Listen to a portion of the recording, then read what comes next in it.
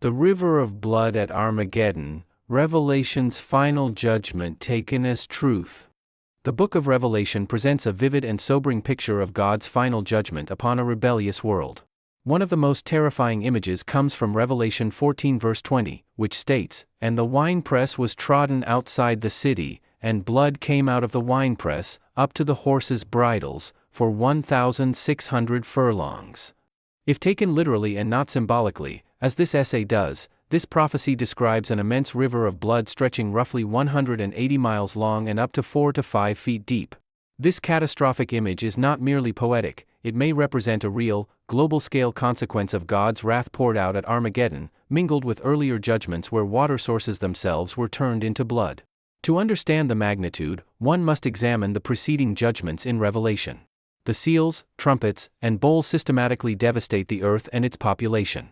A fourth of humanity perishes under the fourth seal, Revelation 6 verse 8, and a third die under the sixth trumpet, Revelation 9 verse 18. Other plagues, such as the poison waters, scorching heat, sores, and darkness, Rev 16, inflict additional death and suffering. Conservative estimates suggest that well over 75%, and possibly up to 95%, of Earth's population could perish before Armageddon.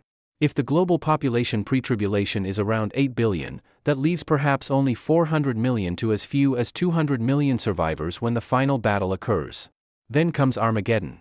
Revelation 16 verse 16 places the final conflict in a location by that name, and 19:19-21 describes Christ returning to destroy the armies of the beast.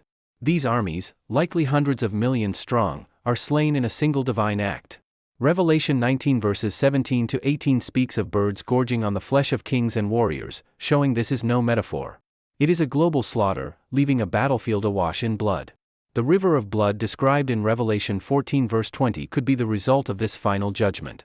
The length of 1,600 furlongs matches the approximate north-south length of Israel, indicating the bloodshed occurs outside the city, Jerusalem, across the whole land. If hundreds of millions are killed in that final moment, and each person has roughly 5 liters of blood, the quantity could feasibly account for such a torrent, especially if mixed with the pre-existing judgments that had already turned rivers and seas to blood, Revelation 8 verse 8 and 16:3-4.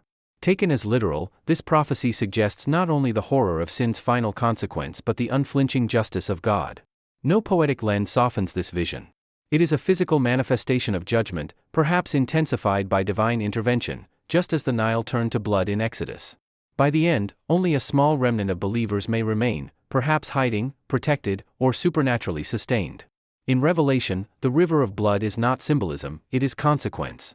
It is judgment made flesh, blood, and death.